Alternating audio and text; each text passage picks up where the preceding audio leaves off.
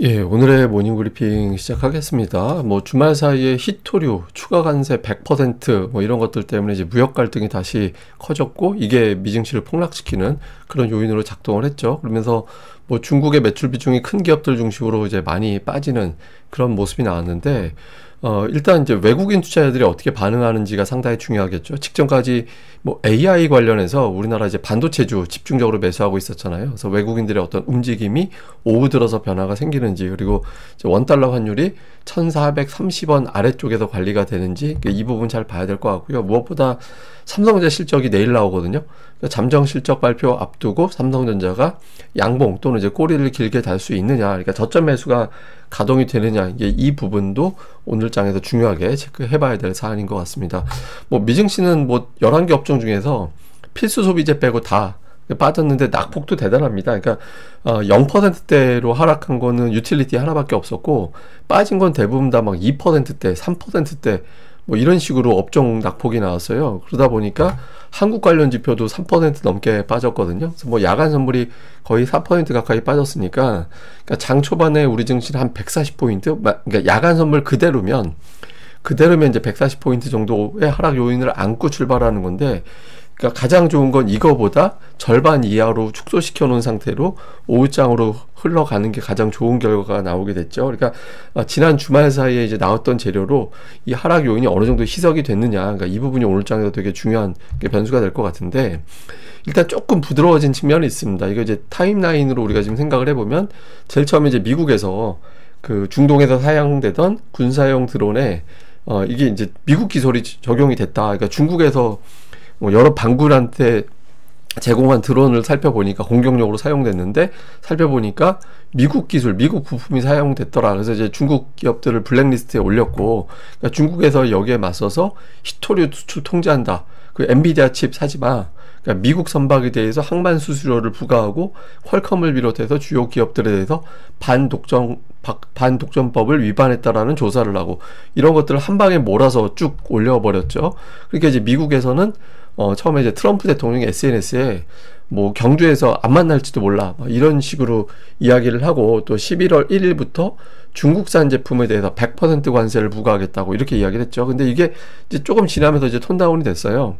그러니까 트럼프는 시진핑하고 만날지는 잘 모르겠지만 어쨌든 경주에는 간다, 이렇게 이야기를 했거든요. 이게 이제 자칫 트럼프 시진핑의 어떤 만남이 무산이 되면은 이거 되게 장기전으로 갈 수도 있겠다, 이런 우려를 할 수 있게 되는 거잖아요. 11월 10일부터 그 미중 간의 관세 유예를, 그 관세 부과를 유예해 놓은 게 11월 10날까지거든요. 그 이유가 되면 기계적으로 관세가 올라가게 돼요. 그래서 사실 11월 1일에 중국산 제품에 대해서 관세 부과한다라는 건 엄밀하게 보면 어차피 10일 이후에는 관세가 정상화 될 경우에는 올라가는 거라서 한 열흘 앞당긴 거밖에 안 되는 거예요. 예, 그래서 이제 이게 뭐 어마어마하게 공포감을 줄 만한 사안은 어쩌면 아닐 수도 있는데, 근데 이제 이게 트럼프하고 시진핑하고 한국에서 안 만난다라는 이야기가 돼버리면 좀 이상해지는 거죠. 저 안에 해결이 안 되는구나.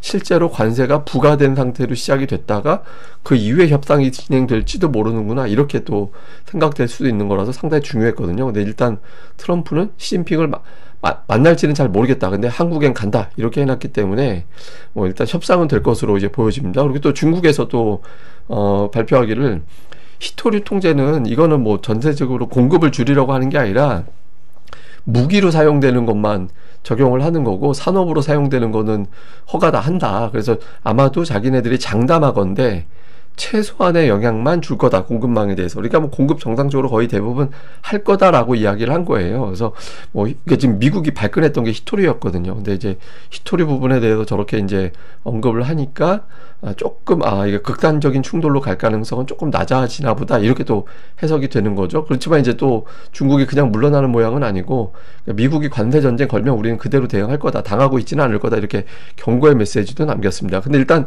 주말 사이에, 일요일 사이에 조금 톤다운 된 건 있죠. 그러니까 뭐 트럼프 시진핑 만날지 모르지만 온다. 그다음에 이제 중국에서는 히토류 통제에서 공급망에 영향을 주는 거는 거의 없을 거다, 그러니까 조금밖에 없을 거다, 뭐 이런 식으로 이야기를 해서 약간 톤을 좀 이제 낮추는 그런 내용들이 나오긴 했습니다. 그 외에 이제 중요한 뉴스들을 또 주말 사이에 나온 걸 좀 체크해 보니까, 우선 이제 이것도 셧다운 상태거든요, 지금. 근데 셧다운 상태에서 시장에서 주목했던 게 뭐냐면, 15일에 이제 군인들 급여 지급하는 날이에요. 근데 그날까지 셧다운이 안 풀리면 급여 지급이 중단이 되는 상황이 생길 수 있게 되는 건데, 이게 이제 군인들이 이제 좀 다른 게 뭐냐면, 공무원들은 셧다운 기간에 급여 지급이 안 돼도 나중에 그걸 갖다가 전부 다 쳐가지고 다시 그냥 결국엔 돌려줘요. 근데 이제 군인들은 나중에 급여를 못 받는 기간 동안은 나중에 그걸 쳐가지고 더해서 주질 않거든요. 굉장히 좀 중요한 민감한 사안이었는데, 그러니까 트럼프 대통령이 15일에 어떤 다른 쪽 예산을 뽑아가지고 군인들 급여를 지급을 한다, 이렇게 지시를 했다라는 거예요. 그래서 이게 어떤 의미를 갖냐면, 정치권이 저 군인들 급여를 만약에 못 주는 상황이 생기면 큰 문제가 비화될 수 있고 여론이 굉장히 나빠질 거다, 이렇게 해석되는 사안이었거든요. 그래서 15일 이전에 협상이 된다라면 아마 저게 이제 좀 압박을 가해서 협상이 되는 거야, 이렇게 생각을 했던 거였거든요. 근데 어쨌든 군인들 급여를 주겠다라고 해서 한편으로는 셧다운 협상이 조금 더 길게 끌어지는 건가, 이런 식으로도 좀 해석되는 측면이 있고요. 또 하나는 이제 어제 야후에서 나온 보도에서 기아 관련된 기사가 나왔더라고요. 그러니까 미국에서 성공을 거두고 있다. 그래서 9월 판매량이 11% 증가했는데, 그동안 기아 전체적으로 보면 가격 경쟁력이 있고 서비스가 좀 강화가 되면서 미국인들이 이제 기아에 대해서 관심을 많이 갖게 됐다라고 이야기를 하고 있습니다. 그래서 뭐 좋은 얘기 쭉 나오고 있는데, 이제 뒷부분에서 그 지난번에 이제 한국인 근로자들 그 구금한 거 있었잖아요. 그것 때문에 이제 배터리 투자 지연될 가능성, 그다음에 이제 또 기아가 이제 예전에 그런 게 좀 돌기도 했다고 하죠. 그러니까 한국 자동차가 미국에서 도난에 약하다, 그러니까 열쇠 따고 들어가서 훔쳐가기가 좋은 어떤 구조다, 이런 이미지가 좀 있다라는 거예요. 그래서 이런 것들은 좀 주의해야 될, 극복해야 될 변수다, 이렇게 이야기를 하긴 했는데, 어쨌든 우리나라가 이제 관세 때문에 좀 골치 아파하긴 합니다만은, 이제 이런 기사가 나온 게 있어서 이게 좀 외국인들 시각에 좀 자동차 업종에 어떻게 비춰지는지 좀 볼 필요가 있고, 그 다음에 이제 또 하나는 그 워싱턴에서 중앙은행장들이 모이거든요. 근데 이게 시기적으로 그 버블에 대한 언급들, 뭐 이런 것들을 중앙은행장들이 좀 언급을 하고 있는 타이밍에 이번에 이제 뭐 주가가 급락을 했고, 또 뭐 여러 가지 관세 이슈라든가 이런 것들이 터진 거였거든요. 근데 이게 중앙은행장들이 모여서 이야기를 하면서 또 뭐 주식시장에 대해서 또는 자산시장에 대해서 언급을 할 가능성이 있습니다. 근데 이제 다만 중앙은행장들은 자산시장이 저평가라고 하질 않아요. 그러니까 항상 뭔가 문제가 있다라는 취지로 이야기를 하거든요. 그러니까 이번 주에 아마 혹시라도 이런 이제 발언이 나와도 저 사람들은 원래, 그러니까 중앙은행장이 지금 자산이 저평가 이런 얘기 잘 안 해요. 그러니까 이제 나온다 하더라도 그건 그냥 일상적인 이야기니까 그러려니 하면 된다, 이렇게 보시면 될 것 같습니다. 자, 우리 증시는 지난주까지 코스피가 붕붕 이제 갭으로 떠서 되게 강하게 올라갔잖아요. 또 올라갔는데, 이제 주목해볼 게 오늘 장 초반에 시장이 되게 많이 빠질 가능성이 있죠. 근데 제가 표기한 게 뭐냐면, 코스피가 장중에 2% 이상 하락했을 때, 그러니까 8월 이후에 장중에 2% 이상 빠진 경우가 3번 있었거든요. 그 3번 있을 때 어떤 일이 있었고 그 뒤로 어떻게 됐는지를 좀 보면, 우선 8월 1일에 그때 이제 관세 문제가 있었고, 그 세법 개정 실망하는 매물, 저게 그때 당시 돌이켜보면은 그 대주주, 양도세 관련된 대주주를 기준을 50억이 아니라 10억으로 간다, 이런 내용들이 알려지면서 시장이 그때 투매가 나왔었거든요. 그러니까 장중에 3.9% 넘게 빠졌다가 종가에 거의 그 수준, 종가가 저가 수준으로 끝났는데, 그날이 저점되면서 이제 한동안 다시 올라가서 이제 0.9%, 그 다음에 곧바로 회복이 됐었고요. 그 다음에 이제 8월 20날 그때 이제 샘 알트먼이 AI 버블론에 대해서 언급을 하면서 그때 이제 장중에 마이너스 2.3%까지 빠졌다가, 그러니까 종가는 0.7%로 이제 마감하긴 했죠. 근데 어쨌든 그게 또 저가가 되면서 그 다음날 0.4% 올라가고 또 지수가 한동안 올라가고 그런 모습이 있었거든요.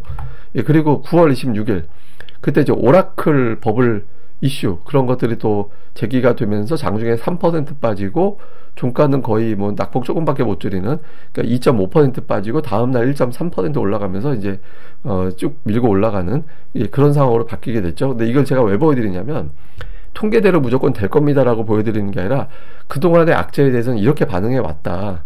예, 그런데 지금도 똑같이 반응하느냐, 이게 사실 오늘보다 내일이 되게 중요한 건데, 당장 오늘 꼬리가 달려야 돼요.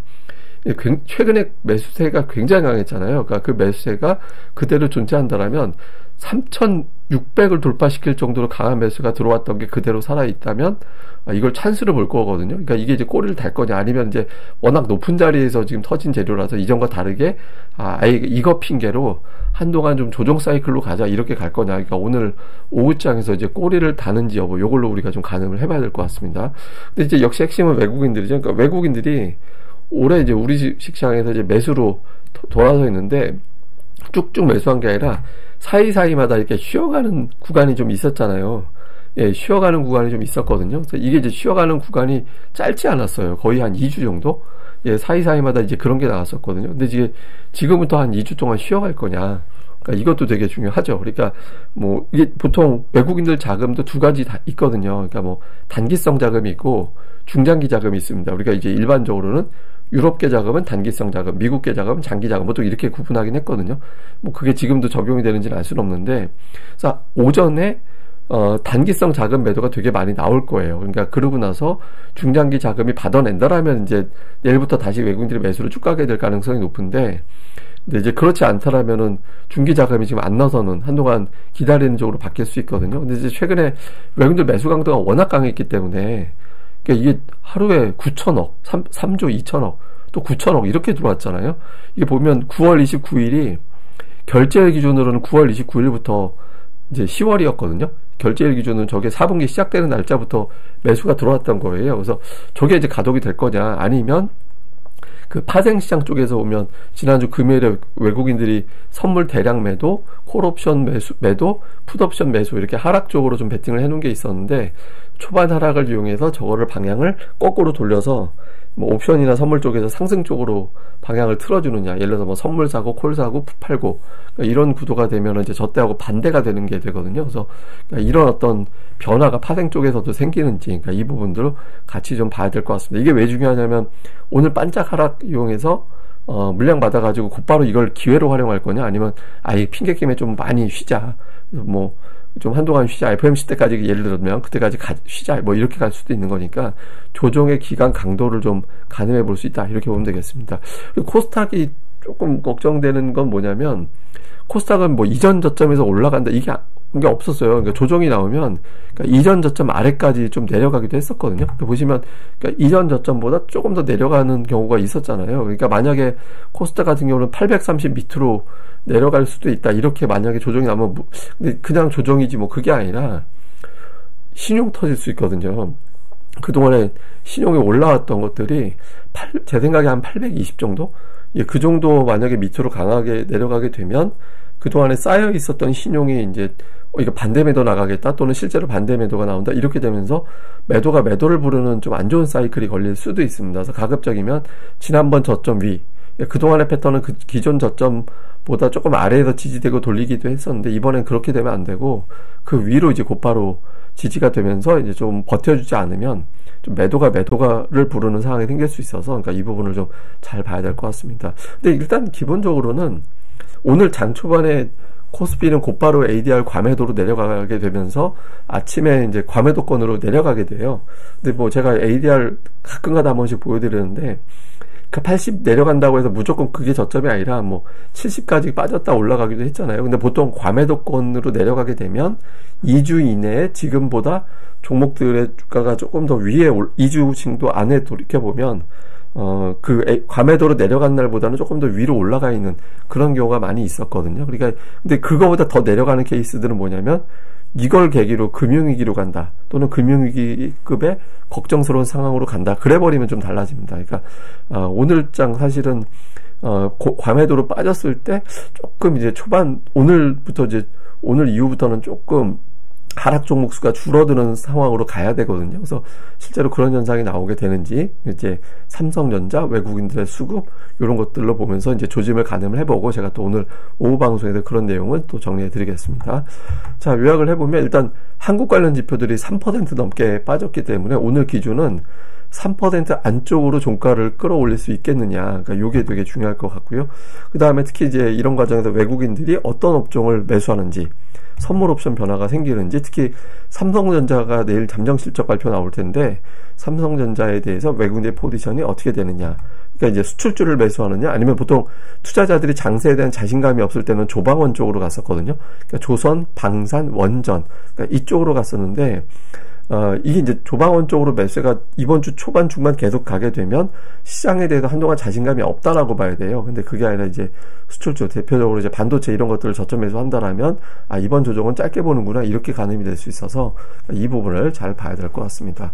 근데 이번에 미증시 많이 빠진 게 좀 옵션 거래 영향이 좀 많이 있는 것 같아요. 그러니까 미국의 지난 금요일에 옵션 거래가 최대치를 기록했다고 하거든요. 그러니까 트럼프가 이제 관세의 날이라고 이야기했을 때보다 훨씬 더 많은 거래가 됐다라는 거예요. 그래서 이건 뭐 여러 가지가 되겠죠. 뭐 콜옵션이 더 많이 거래가 됐다고 하는데, 콜옵션 됐다고 해서 상승 베팅이구나, 그런 건 아니고, 그러니까 물론 이제 폭락했으니까 상승 베팅도 들어왔을 거고, 기존에 가지고 있던 콜옵션을 정리하면서 아이고 큰일 나겠다라고 정리해서 그래서 콜옵션 거래가 많았을 수도 있는 건데, 어쨌든 옵션 거래가 되게 많이 되면서 증시를 좀 과도하게 반응시킨 것 같아요.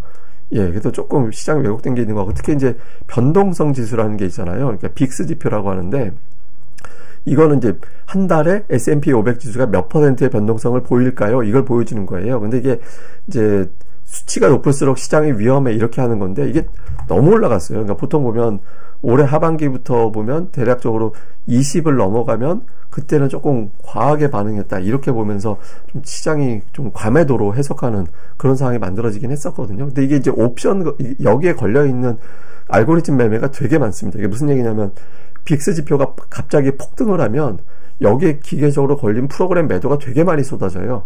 그러니까 여기에 이제 조금 일부 영향을 받아서 미증시에 조금 왜곡을 준 것 같고, 또 이제 그 비트코인, 하나 대신 이제 걱정되는 건 이거 있습니다. 그러니까 주말에 가상화폐, 비트코인 이런 게 이제 폭락을 하면서 상당히 많은 계좌가 청산이 되는, 특히 코인 관련된 옵션 거래가 되게 많이 터졌다고 하거든요. 근데 그게 이제 주식시장에 좀 안 좋은 영향을 주면 그거를 메꾸기 위해서 주식을 팔아가지고 그걸 메꾸는 그런 거래가 일으켜질 수도 있어요. 그래서 오늘 우리 증시가 이제 그런 결과가 나오지 않기를 좀 바라야겠죠. 그러니까 주말에 좀 파생 쪽에서 별의별 일이 다 생겨가지고 이게 우리 증시에 수급에 영향을 줄 수 있는 사안들이 되거든요. 특히 뭐 비트코인 이런 것들이 선물 거래에서 막 청산되는 계좌들이 막 나오고 그래가지고 그게 이제 수급을 왜곡시킬 수 있어서, 어쨌든 오전에는 그런 것들이 어수선하게 작동할 것 같고, 그걸 받아낼 거냐, 아니면 이제 그러면서 오후장에 꼴이 날 거냐, 그러니까 이 부분을 잘 보는 게 되게 중요할 것 같습니다. 근데 결국엔 관세를 아마 협상은 될 것 같아요. 그러니까 그 전에 뭐 서로 굉장히 세게 싸우다가 협상은 될 것 같은데, 이거를 며칠짜리로 끌어먹을 거냐, 아니면 단기에 그냥 반짝하고 말 거냐, 요거가 되게 중요한 것 같아서 이 부분을 좀 중점적으로 이제 살펴보는 게 필요할 것 같습니다. 그럼 또 하루 또 잘 보내시고요. 저는 또 다음에 뵙겠습니다. 이 방송 구독하기와 좋아요 꼭 부탁드리고요. 그리고 시장이 장중에 시원치 않으면, 이상해지면 장중 긴급 방송으로 열 수도 있으니까 알림 설정, 구독하기 좀 꼭 좀 부탁드립니다. 감사합니다.